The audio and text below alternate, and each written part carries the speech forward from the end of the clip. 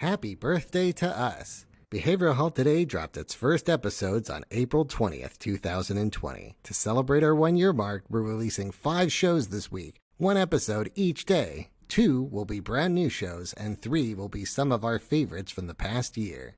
We hope you enjoy all of them, both new and old, and we're looking forward to year 2 of bringing you trending and relevant content in behavioral and mental health. Welcome to Behavioral Health Today, a podcast brought to you by the Triad Network. This podcast is designed to share trending topics occurring within the world and our communities and bring them a behavioral and mental health perspective. Welcome to Behavioral Health Today. I'm your host, Dr. Graham Taylor, and our topic today is fighting racism with inner work. I'm joined today by Brandon Johnson. Brandon is a public health practitioner and has worked in the field of mental health and suicide prevention for the past 7 years, and is an advocate for Black and minority mental health. Brandon has spoken with us in a previous episode on oppression and race, and we are so excited to welcome him back today to speak on an important topic of fighting racism with personal awareness and inner work. Brandon, welcome back to Behavioral Health Today. Thank you so much for having me. I'm glad to be here. It is really nice to have you. Hey, let's just start out by setting a cornerstone for our conversation today. Let's just start with, as we're talking about racism, and as we move slowly into kind of beginning to do that inner work that you're encouraging of us, let's just start by defining racism. Start us out there, please. Sure. So racism is the ability for a group of people who we classify in the majority to discriminate against any group of people based on their race or ethnicity. So racism has looked different throughout centuries, but that's the cornerstone of what racism is. Very good. And as we're talking about defining it here, let's talk about ways that we might be able to recognize it. How do we see this come up in our day-to-day that we may not be as aware of as we could be, that it's actually around us and occurring? Absolutely. So there are so many different ways that racism shows up in our day-to-day lives. And so oftentimes when we talk about racism, people tend to think about the, larger acts of racism, such as physical hate crimes and discriminatory messages, left in public places. But racism has so many different looks to it. And one of the ones we talk about a lot is around microaggressions and micro-invalidations. So really what we're talking about there is how racism comes up in smaller ways. And so as we look in people being passed over for advancements in employment opportunities, individuals being thought of as less than in different spaces, and individuals being, not seen as equal in other senses. And so in terms of, it comes out a lot in schooling and in their expectations for individuals' advancement in different arenas. Really good. We can't help but recognize and know that there are effects of racism on people of color, ethnicity, other identifying factors, but it has an effect on people, doesn't it? Absolutely. What do you see being some of the takeaway effects of the people you work with or people that come to share things with you? Yeah, I mean, a lot of it is centered around, one, there are some depressive symptoms that may arise in individuals who experience high levels of racism and discrimination, and just feeling this feeling of hopelessness that it's not going to go away, that it's ever present, and it's going to create issues in various sectors of their lives. There's also anxiety that comes up in wanting to avoid spaces that, bring about those feelings of racism. So whether it be on the job, whether it be in various public spaces, some people want to avoid it. Like they don't want to be around it.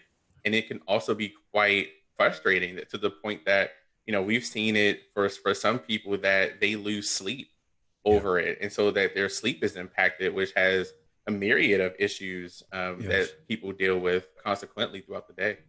You know what I appreciate about that? Even though we're talking about ways to do one's internal work, you're speaking to those right now that are on the receiving end of this. And oftentimes, whether they've been around it for a long period of time, or some of these things might be a little bit more subtle. I'm avoiding some place, I'm having trouble sleeping, I'm feeling a little down, a little anxious. They may not naturally recognize that this is secondary to the way that they may be treated, or they're experiencing people respond to them or look at them, et cetera. So it's a nice piece you're talking about right now, Brandon, that says, hey, if you're experiencing some of these symptoms or some of these takeaways that you're describing, are there areas of your life where you may be experiencing something discriminatory, something that's really challenging for you to hold? And maybe we can make that more conscious and aware. Let me come into just kind of on the other side, where you're encouraging us in this podcast today to do that inner work. And we know that our own mental biases, and we all have them. We all have them. Mhm. Our mental biases can perpetuate our racism. Sometimes we're not even aware of what they are. They might even be things like that have referred to before as detours. And these detours are ways that we might think and believe, but they can be very impactful of how we are, maybe knowingly, unknowingly, organizing the way that we look at something. Right. Make some of the unconscious conscious around this for us. What are some ways that we might think that refer to around these detours? Absolutely. So one in which that I can talk about is kind of this bootstrap theory around really this idea that now that we've had certain laws enacted, certain things have changed in society, that everybody is on an even playing field, that Right. anybody who wants to achieve the highest of the highest, especially in our country, is able to do that without any hindrance or anything blocking them, which is not true and kind of takes away from the reality of decades and centuries of mistreatment and policies that have been preventative and Right. discriminatory practices that have led to mass incarcerations and criminalizing individuals for things that now are legal and encouraged, and so many policies. I talk a lot about redlining and what that meant for housing and finances in various communities, especially African American and Latinx communities, to the point that there's some studies that show that hundreds and thousands of dollars have been pulled from individual families as a result of that. And so it isn't, quite that simple as a level playing field.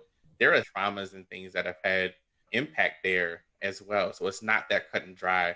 There's one piece for the equality piece, being given equal opportunity. That's key. Hmm. But that doesn't guarantee that there's going to be equity in Right. people's opportunities presented to them to be able to reach the levels that they've got the potential to be reaching. So equality is one thing, the equity piece is the other thing. So when we talk about the bootstrap theory and we're thinking about, well, shouldn't you just be able to pull yourself up by the bootstraps? But you're saying that they're ignoring the inequalities Hmm. that really do impact and have an impact on the oppression, the privileges that some may not be able to be starting out with. Right. It really does. And so, and those things are still ever prevalent when we talk about employment rates and how people are seen. There's so many things that impact people to get proper employment and be able to, reach those heights. There are still barriers there. There is still systemic racism that exists and biases that exist. And we'll, talk more about those biases because there's inner work to address those. But having those biases can prevent a person who has the ability, has the potential, has the skills and experience to excel, but just can't get there because of some of these barriers. What I'm liking about your encouragement here is that we all carry these biases, and I want to shift to that. That's really the focus here around our own inner work and making, if you will, the unconscious conscious around those thoughts, behaviors, biases, belief systems that we have, each one of us, that can influence negatively people being given equal opportunities, equity being considered here. And let's talk about some shifting gears and focusing on that inner work and ways that you're encouraging us to take a look at what are we carrying? How do we know what we're doing and how that might be influencing our interactions with those that might be detrimental in some ways? Absolutely. So it really takes honest conversation and introspection and kind of peeling back our own layers and experiences. When we talk about biases and we talk about some of these things that we harbor, they don't naturally just occur, right? Like there are experiences and things, interactions that we've had, learning that has taken place even from young children that we have to unpack and figure out, why do we feel, Yeah. these things, and why do we feel this type of way? So it really starts with some good introspection. And when we talk about anti-racism training, that's one of the key cornerstones of it, right? Is unpacking how we have these things and what they may look like and how they Right. show themselves in our own behavior. And it really starts with unpacking that for ourselves. And also, it takes a lot of listening to individuals who have experienced these things. I think that's another critical cornerstone of anti-racism training is thinking through and learning from other individuals. It's very easy for us to be locked in and have tunnel vision with our own experiences because they are valid. They're ours. They're what we have. Yeah, almost But with you're at risk for almost a group think if it's just by yourself when you're absolutely, looking at your own navel. It's what if we make ourselves uncomfortable? And what if we sit with those who have gone through it, regardless of your race, color, whatever the situation may be? What if I expose myself to those yes, outside of myself? And I like what you're starting with is I've got to ask myself, what is my own personal narrative? What's my family's belief? What are maybe even within my family, the intergenerational beliefs? absolutely, And not looking to do anything other than understand the impact and the takeaway that I have, that I carry, that might organize my life and my view of other people. And now you're saying, as I become more aware of that, what if I become more aware of the lives of those going through some of these things, to really begin to shade in a greater appreciation for their experience? Talk a little bit more about that part for me, exposing ourselves to others and allowing ourselves to be uncomfortable enough to listen openly and to trust their experiences. yeah. I think it starts with being able to listen to learn and to get information because so often we listen to find a rebuttal or to be Yes. combative or to start a debate with someone. And so Right. listening for non-judgmentally taking in the information and processing it through your own experiences of how this impacts and kind of breaks down what you've been learned. And Yes. the thing that you mentioned there that's so key is being able to listen and be able to process it and be able to really start to break down those things that you've believed, that you've thought, that you've understood to be true, and be able to take that other perspective and really to apply it to your own behavior. If we could take that, that's very, very well put. That's what makes change so hard. Whether you're trying in a marriage to make room for your spouse's opinion or their perspective, and you're Right. saying, yeah, no, this is the way that it is.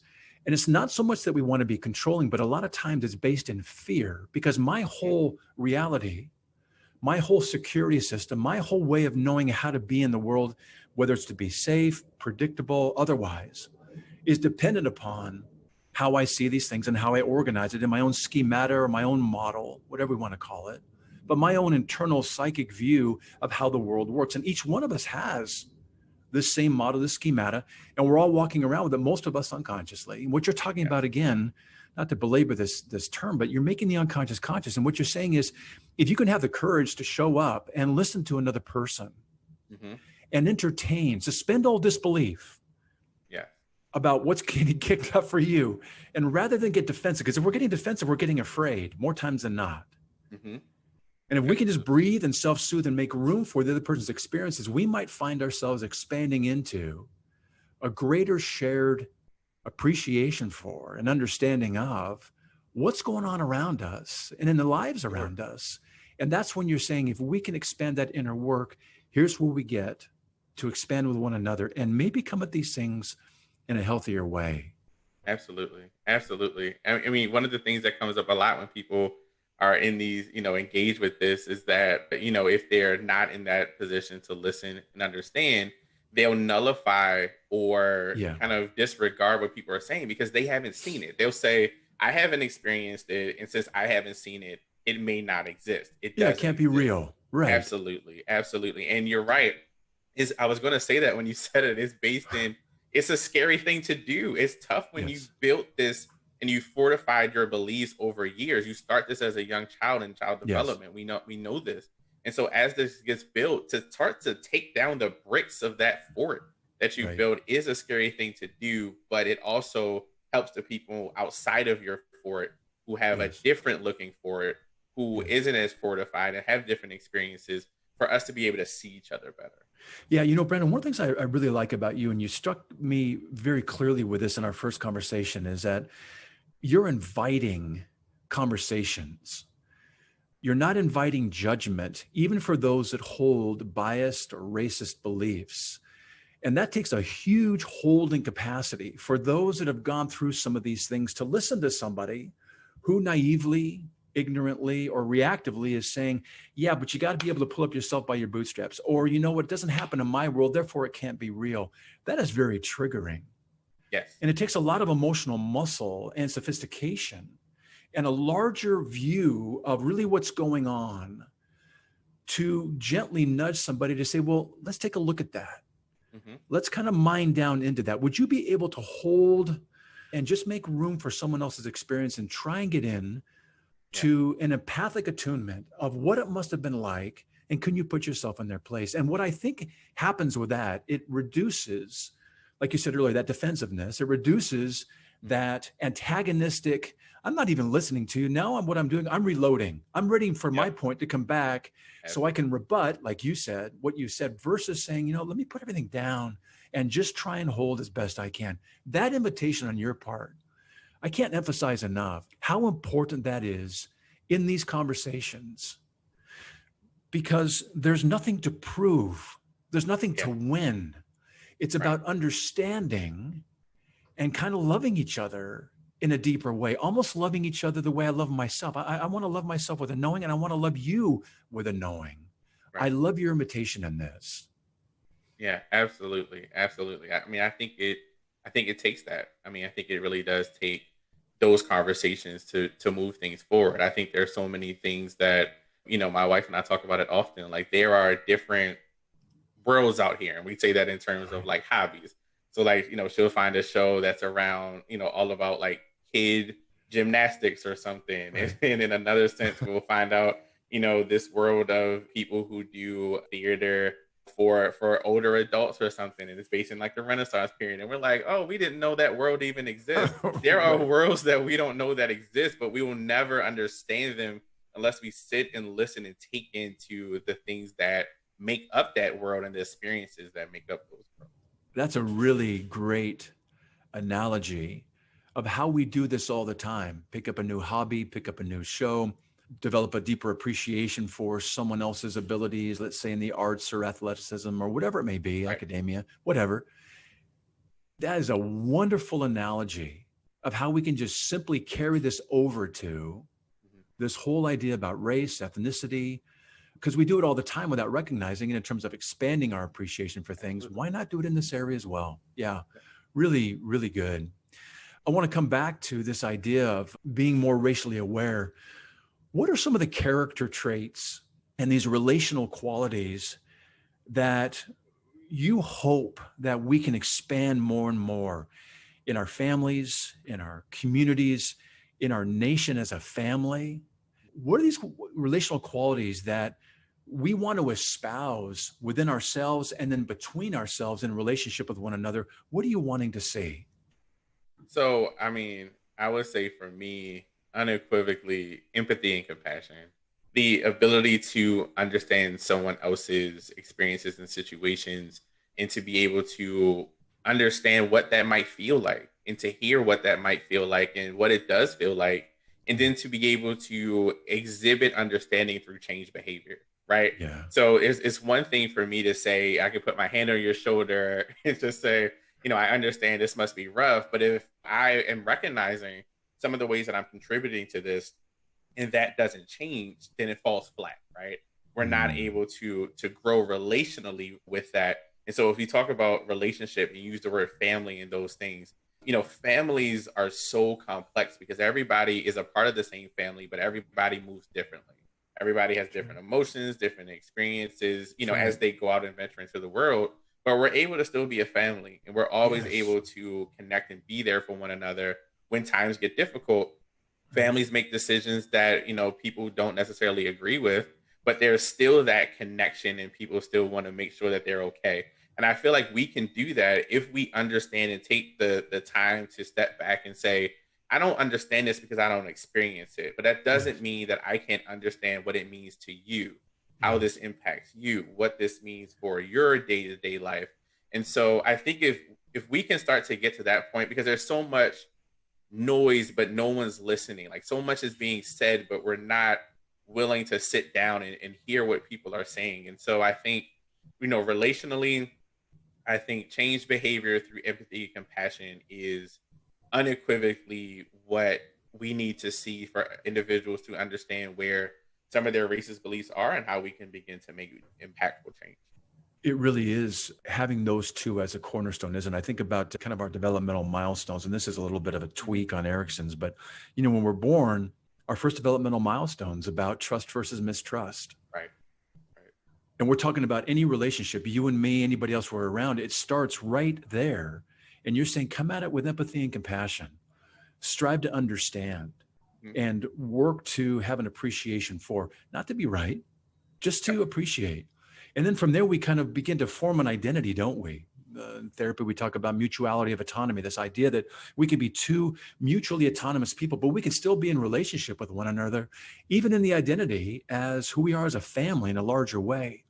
Each kind of grooving off of the differences that each person kind of exhibits and who they are and how they're created. And while you're going off in that direction, I'm going off in this direction, and we get to encourage one another. And then once the trust and safety is there, and then an identity begins to form, then we get busy. We get to become industrious. And that's when we really begin to kind of get into a gear and get a rhythm going and really complement each other and really contribute to life in a very, very unique way. So yeah, I like that. So we're talking about these traits, empathy and compassion. We're talking about an identity that can get formed around some of our differences and just appreciation. Let me ask kind of a funny question. How would one know if they're not racist? Yeah, I mean, I think that's an interesting question, and I really think it starts with introspection and understanding where our belief systems are and checking the biases that we have, because like you said, we all have biases, but does it show up in how you interact with people? Does it, give an individual a power complex that they use to exploit and remain in power and to have that dominance?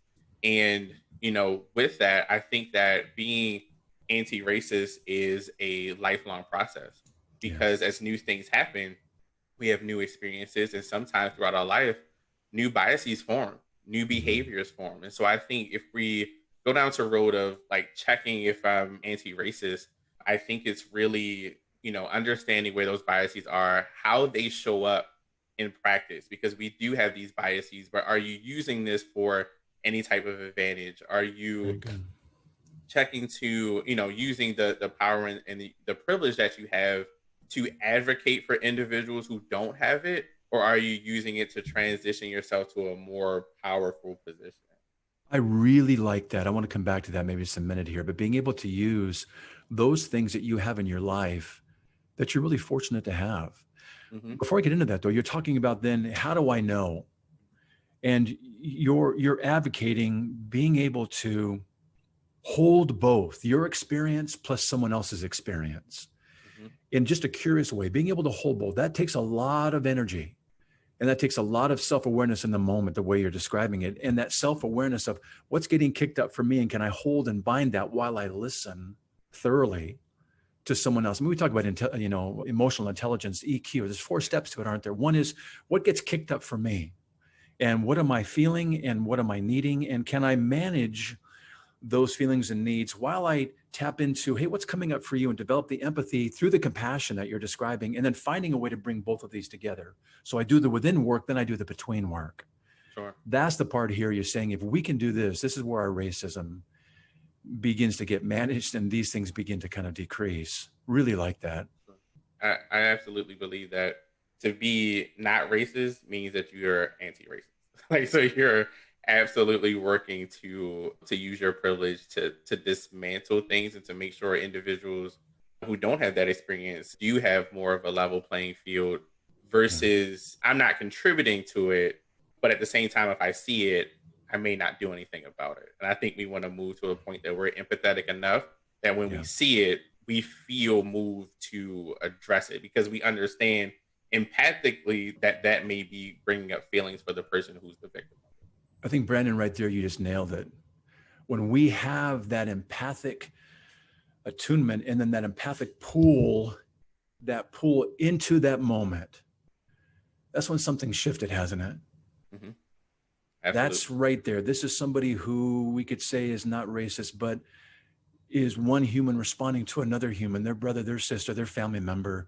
We've got an opportunity to address racism like you're encouraging us by focusing within first and being personally responsible for our own prejudices and our own biases that can lead to individuals and then groups being discriminated against. A lot of times we may not even be aware of it. But what if we simply ask or acknowledge within ourselves this question that says, what if we all have the right to be seen and judged and treated fairly? What if we actually have individually and collectively an opportunity to focus on ensuring and advocating for and enforcing, protecting the rights we each inherently and divinely, unalienably have as humans, rights that are not capable of being taken away or denied. And in doing so, what if we work to be able and willing to create opportunities to help people reach their God-given design and potential out of a love for each other as one family? Mhm. I believe this type of change is possible, and I believe it starts from doing the within work, that inner work that you're describing. I do want to emphasize, Brandon, you've got a really nice way about you. And we did a show recently on sex trafficking. Mm. And our second show, we refer to as Guys Talk. Hmm. Basically, things that we as guys that can contribute to the sex industry. Yep. And it's easy in those times to villainize guys for promoting this. But a Hmm. lot of times, guys going on and doing what they do, they're doing it innocently. There They're are not some thinking really, about that. Yeah. that's it. So what we got to do in that show and what our speaker did in that show was to de-villainize Hmm. the men doing these things and raised awareness that says, hey, that might be innocent for you, but it contributes to something larger that's Right. heinous, that Hmm. is really dark. And it was a really nice reframe from going to say, men are the responsible ones or men are the bad ones, to Yeah. could you be more responsible by becoming aware of what you're contributing to that you may not even know you're doing. What you're doing here is something very similar. Hmm. It's not like all those racists suck and you guys, you don't, Right. Right. no, it's an invitation. And this is kind of you and your character. And I mean sincerely what I'm Hmm. saying. You're inviting a conversation that says, hey, can you take a look and see maybe what you might unknowingly be Sure. contributing here that could really be impactful? And what if we take responsibility for that? And it's not just to stop racism. It's not just to stop the sex trafficking. It's to grow as a person Right. and then to watch what that growth does and rippling over into other people Hmm. around us having a chance to grow as well. So I love your message. I love your maturity and your voice. And I so appreciate your emphasis on that. It is a powerful message, my friend. You're doing an awesome job of it. Thank you. I appreciate that. It's good work, and I do believe that we can get better at this if we take the time to have that introspection. Yeah, so good. Hey, Brandon, just before we go, I want to see if you could refer us to any resources that would be helpful for our listeners to follow up with. And also, I know you got something like a new YouTube channel. I'd love to have people access that and learn about that there too. So give us some resources. Of course, of course. So the YouTube that you're referring to is the Black Mental Wellness Lounge, and so I started that a few months ago, really centered on Black mental health and Yeah. some of the specific things like what we talked about today, and how we can help individuals of African American descent really focus on their mental health, their wellness, and talk about issues and things that impact them. And I have some guests on from time to time. And so anybody can check that out. If you go to YouTube and just search for the Black Mental Wellness Lounge, the page will come Nice. right up. I think right now we have maybe 12 videos up. I would love for people to check that out. I would also plug the Black Mental Health Alliance, which is based in Baltimore. I believe their website is blackmentalhealth.com. And so if you go there and go to their training sessions, they do have trainings on anti-racism. So they would be a great place they do national training. So I would recommend them. And then Psych Hub also has a resource on their page, and their website is psychhub.com. And they have some resources on anti-racism training and how to work better with the African American community in terms of mental health. So I would plug those resources. Wonderful. Hey, I appreciate those. Thanks for sharing those with us. Well, Brandon, thank you for being with us today. I look forward to the next time we get to come back together and Right. just do what we do and have some fun together. So thank you again for being part of our show. No problem. Thank you all for having me. So nice. And for those listening in, thank you for joining us as well. And we'll look forward to having you with us next time on Behavioral Health Today. We appreciate all the support from our community, and if you like our show, one of the best ways you can support it is by giving us a 5-star rating and leaving a review. Behavioral Health Today is a podcast part of the Tribe Network, all rights reserved.